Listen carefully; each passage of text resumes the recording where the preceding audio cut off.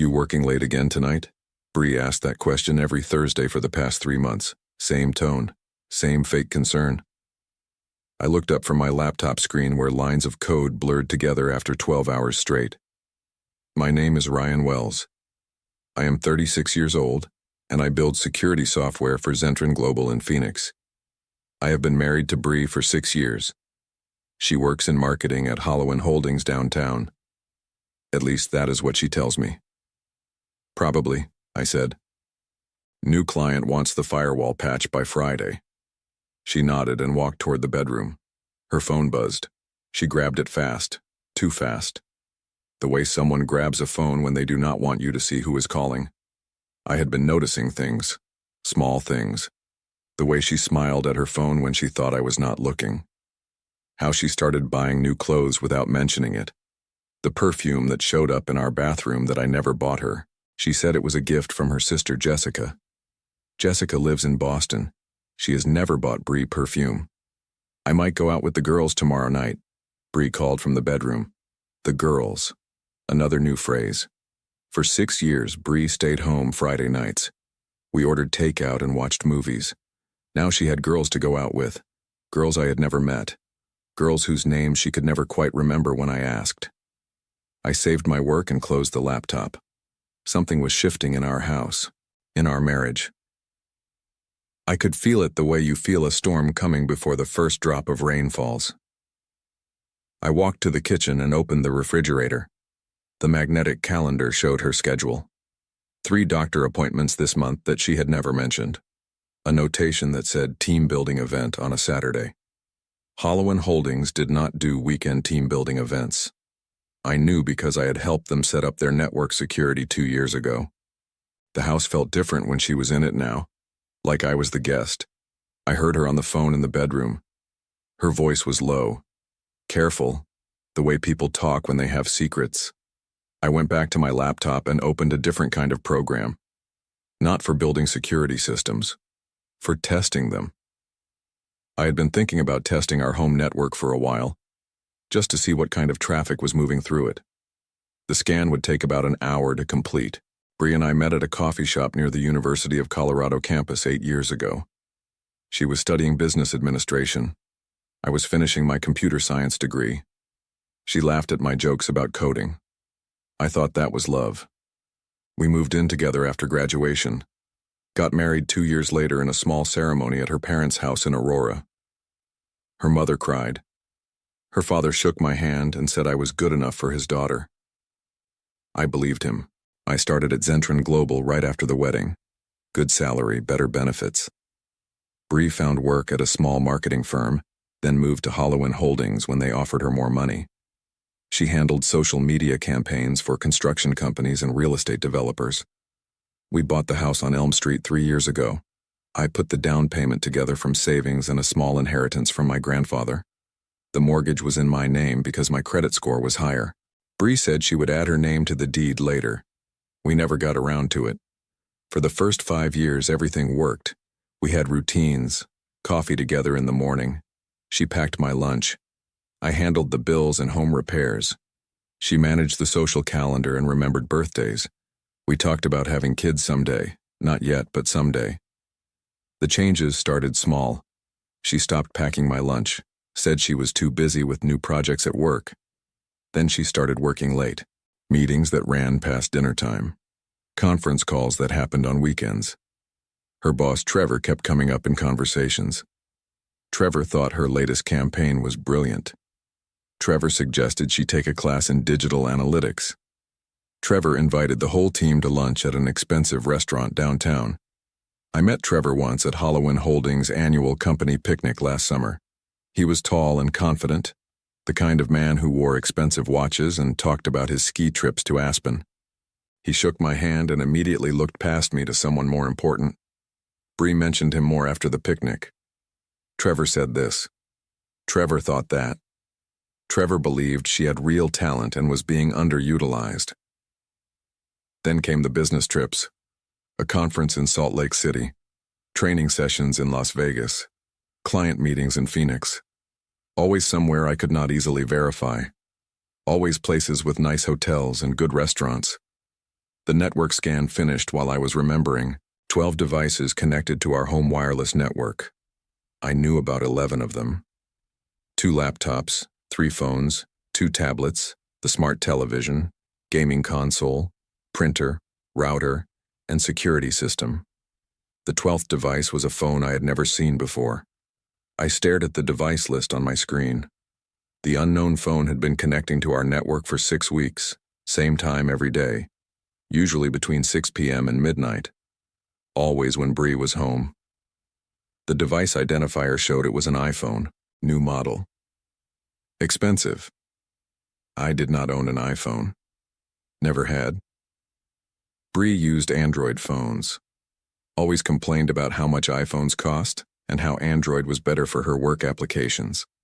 But someone with an iPhone had been in our house regularly for 6 weeks. Someone who knew our wireless password. Someone Bree had let in. I pulled up the detailed logs. The phone had accessed streaming services, social media, and messaging apps. Heavy data usage between 8 p.m. and 11 p.m. most nights. The same nights Bree said she was tired and went to bed early. My hands were steady as I typed commands. Years of debugging had taught me patience. When systems fail, you document everything. You follow the data. You do not make assumptions. The phone's last connection was 2 hours ago. 7:30 p.m. Right around the time Bree said she was going to shower before bed. I heard water running in the bathroom. She was still in there. I opened our cell phone account online. 2 phones on our family plan. Mine and hers. No third device. Whoever owned that iPhone was paying for service somewhere else. I checked our home security system. The motion sensors in the bedroom had detected movement at 7:25 p.m. Both Bree and I were in the house, but the system showed 3 heat signatures in the bedroom for approximately 15 minutes before dropping back to 2. Someone had been in our bedroom tonight. I closed the laptop and walked to the kitchen. Everything looked normal. Clean dishes in the drying rack. Mail sorted on the counter. Bree's work bag hanging on the chair where she always left it. But everything felt wrong.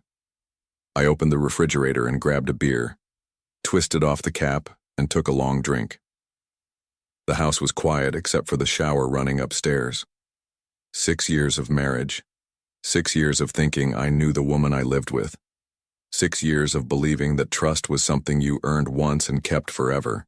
I finished the beer and put the empty bottle in the recycling bin. Then I went back to my laptop and started a new kind of program. Not for network security, for data recovery. If someone was using our internet to communicate, there would be traces, cached files, temporary downloads, digital breadcrumbs that most people never think about. I had until the shower stopped running. The scan started immediately. Estimated completion time, 43 minutes. I sat back in my chair and waited. Outside, Phoenix settled into another quiet Thursday night. Inside, I was about to learn how much of my life had been a lie. The data recovery finished at 11:47 p.m. Bree had been asleep for an hour. I found what I was looking for in the temporary internet files. Chat logs, photo uploads, video calls. All from the mystery iPhone that had been connecting to our network. The chat application was one I recognized. Encrypted messaging service popular with people who wanted privacy. The cached data showed fragments of conversations going back 2 months. Can't wait to see you tonight. Marcus working late again? He suspects nothing. Hotel in Vegas was perfect. When are you leaving him? The photos were worse. I stared at them for 10 minutes before closing the laptop. Images of Bree that I had never seen. Taken in places I recognized. Our bedroom, our kitchen, the couch where we watched movies together. She had been documenting our life for someone else. I found Trevor's name in the employment directory for Halloween Holdings. Trevor Morrison, marketing director, same department as Bree. The address listed was for a downtown apartment building, expensive area. I drove there at 6 a.m. Friday morning, told Bree I had an early meeting with a client. She barely looked up from her coffee. Trevor's building had valet parking and a doorman, the kind of place where monthly rent cost more than most people's mortgage payments. I parked across the street and waited. At 7:15 a.m., Bree's car pulled into the valet area. She got out wearing clothes I had never seen before. A dress that cost more than her monthly salary. Shoes that matched perfectly. Trevor met her in the lobby. He kissed her. Not the way you kiss a coworker. The way you kiss someone you are planning to marry. I took photos with my phone. Then I followed them. They drove to Halloween Holdings together. Walked into the building holding hands. I sat in the parking lot until 9 a.m., then drove to my own office. At work, I could not concentrate. The code on my screen looked like random letters. My supervisor asked if I was feeling all right. I said I was fine. During lunch, I called a divorce attorney. Explained the situation without mentioning names. Asked about Colorado divorce laws and adultery provisions. The lawyer was helpful. Colorado is a no-fault divorce state, but adultery can affect property division and spousal support. Evidence matters. Documentation is critical. I had evidence, I needed more. That evening, Bree came home at her usual time. She kissed my cheek and asked about my day. I said it was fine. "How was your day?" I asked. "Busy. Trevor has us working on a big campaign for a client in Phoenix. Might need to travel there next week." Phoenix, where they had taken photos in a hotel room 2 weeks ago. "Sounds important," I said. She nodded and went upstairs to change clothes. I heard her on the phone again. Low voice. Careful words. I made dinner. Grilled chicken and rice. We ate in front of the television and watched a comedy show. She laughed at the jokes. Seemed completely normal. After dinner, she said she was tired and went to bed early. I stayed downstairs and did more research. Trevor Morrison was 38 years old, divorced twice, no children, made good money but spent more than he earned, based on his social media posts. Expensive cars, luxury vacations, designer clothes. He was the kind of man who looked successful from the outside but probably had credit card debt and no real savings. At midnight, I checked the network logs again. The mystery iPhone had connected at 8:30 p.m., stayed online for 2 hours, downloaded large files that looked like video content. I realized Bree was not asleep upstairs. She was awake, talking to Trevor on a phone I had never seen. My wife was living a double life in our own house. Saturday morning, Bree said she was going shopping with her sister Jessica. I said that sounded nice. After she left, I called Jessica in Boston. "Marcus, is everything okay? It's early there. Just wanted to thank you for the perfume you sent, Bree. She loves it." Long pause. "I didn't send Bree any perfume." "What perfume?" "The one she got a few months ago. Expensive stuff. She said you sent it for her birthday."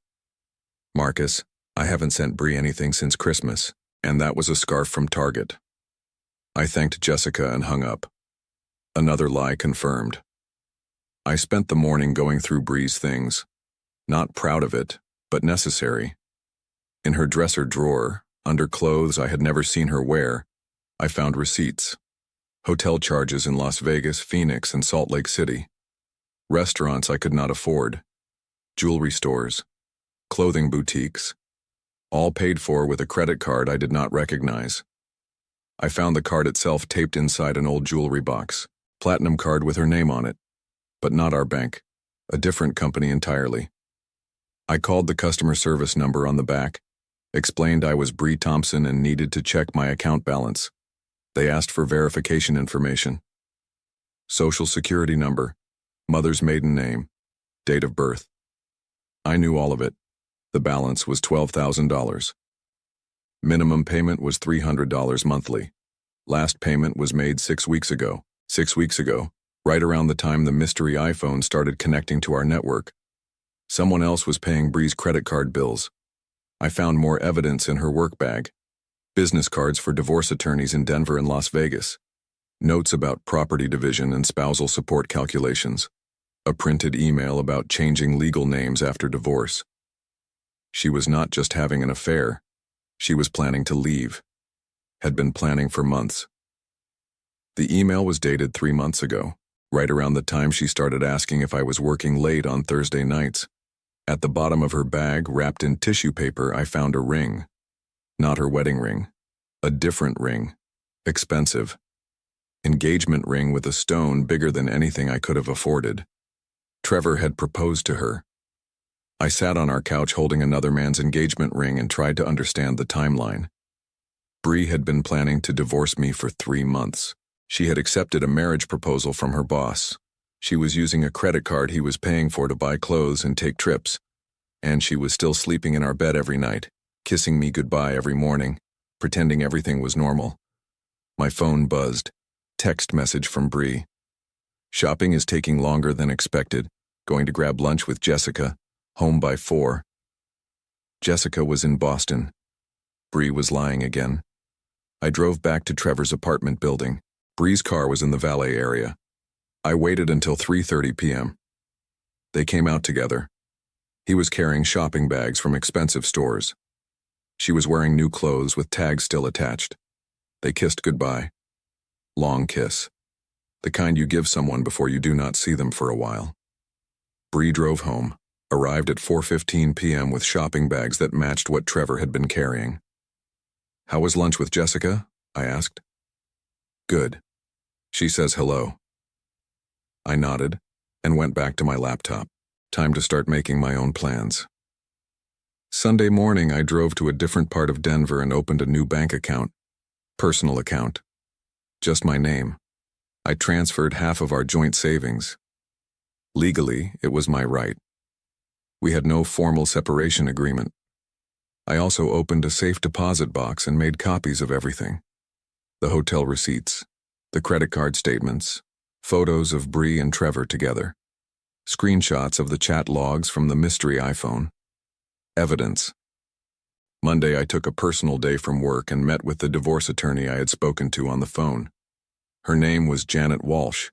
She specialized in cases involving adultery and financial deception. "Colorado is no fault," she explained, "but this changes things. The secret credit card, the planning, the documentation. This shows intent to defraud and conceal assets."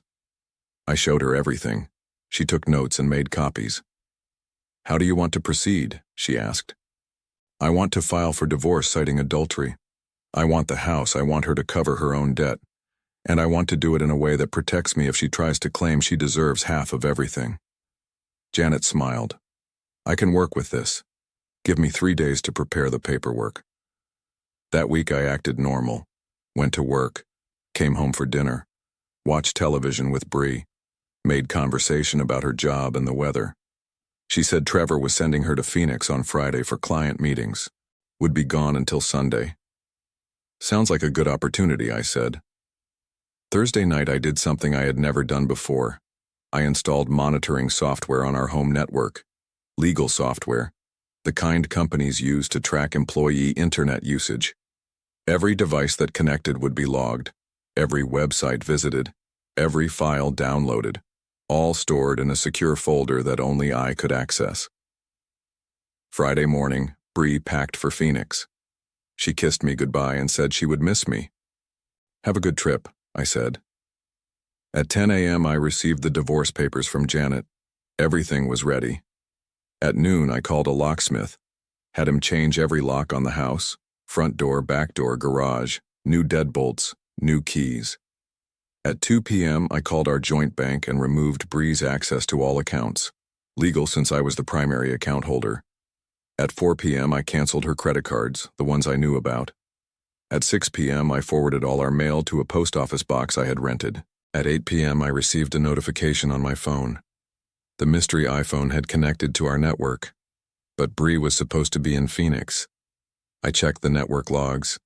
The iPhone was connecting from inside our house. Someone was in our house. Someone who was not supposed to be there. I grabbed my laptop and drove to a coffee shop 10 minutes away. Logged into our home security system remotely. Motion sensors showed 2 people in our bedroom. Heat signatures indicated they had been there for an hour.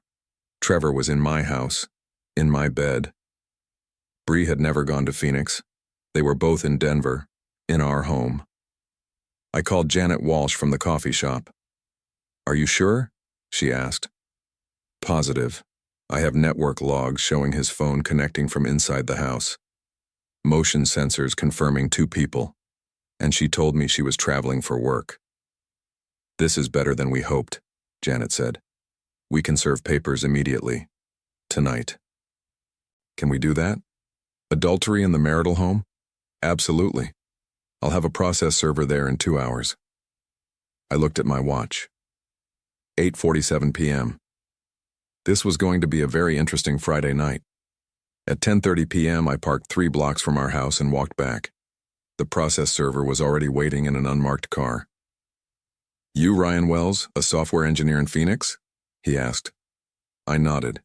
He handed me papers to review. Divorce petition citing adultery, asset protection order, restraining order requiring Bree to vacate the marital home immediately. "You sure they're both inside?" he asked. "Positive." We walked to the front door together. I used my new key to let him in. He asked me to wait outside. Through the window I heard shouting, Bree's voice high and panicked, Trevor's voice angry and confused. "You've been served," the process server said loud enough for me to hear from the porch. More shouting. Footsteps on the stairs. The front door opened. Bree appeared first, wearing a robe I had never seen. Her face was white. Behind her, Trevor was pulling on his shirt. "Marcus, what is this?" Bree held the papers with shaking hands. "Divorce petition," I said. "You're being sued for adultery and breach of fiduciary duty." Trevor stepped forward. "You can't just—" "Actually, I can. It's my house. My name on the deed. My name on the mortgage. Your name on absolutely nothing." The process server handed Trevor a separate envelope. "Restraining order. You're trespassed from this property. Leave now or we call police." Bree started crying. "Marcus, please. We can talk about this. We could have talked about it 6 months ago. Before you started planning to divorce me. Before you accepted his engagement ring. Before you used his credit card to buy clothes for your secret trips." Her mouth opened, but no sound came out. Trevor grabbed her arm. "Come on, we'll figure this out." "Actually," I said, "you might want to call your boss at Hollowin Holdings. Pretty sure they have policies about managers sleeping with subordinates, especially married subordinates." Trevor's face went gray. "You wouldn't." "I already did. Sent the evidence to Human Resources this afternoon, along with photos of you two using company time for personal business." They left in Trevor's car. Bree did not look back. The next morning, I changed our Netflix password. Petty, but satisfying. By Monday, Bree had hired her own attorney. He called Janet to negotiate. There was nothing to negotiate. Colorado law was clear. The evidence was overwhelming. Bree had committed adultery, hidden assets, and planned to defraud me during divorce proceedings. She would get nothing except her personal belongings and the debt on Trevor's credit card. Trevor lost his job at Hollowin Holdings on Tuesday. Company policy violation, immediate termination, no severance. Without his income, he could not afford his downtown apartment. Without his job, he could not get another credit card to pay for Bree's expenses. They moved in together at a cheap apartment complex near the airport, the kind of place with thin walls and parking lot parties. Bree tried to get her job back, but Hollowin Holdings had a strict policy about rehiring employees involved in ethics violations. She found work at a smaller marketing firm for half her previous salary. Trevor took a job selling insurance, made a quarter of what he used to earn. The divorce was final in 3 months. I kept the house, the savings, and my dignity. Bree kept the engagement ring, but had to sell it to pay legal fees. I received a text from her 6 months later. "I'm sorry, I made a terrible mistake." I deleted it without responding. Last week I ran into Jessica at a coffee shop. She was visiting Denver for work. "How are you doing?" she asked. "Better," I said. "Much better." She nodded. "Bree called me last month, said she misses being married to you." "Too late for that." "I know," I told her the same thing. I finished my coffee and walked home. To my house, on my schedule, with my keys. Some mistakes you only get to make once. 6 months after the divorce was finalized, Trevor lost his insurance job for falsifying client information. He moved back in with his parents in Colorado Springs. Bree's credit was destroyed from the unpaid bills, and she had to move in with a roommate she found on social media. She worked evenings at a call center to make ends meet, her marketing career effectively over after word spread through Denver's business community about the affair and the ethics violations. They never married each other. Trevor couldn't afford another wedding, and Bree realized he was the kind of man who would abandon his principles for convenience. Looking back, I realized that discovering the truth wasn't the hard part. It was learning to trust my instincts again.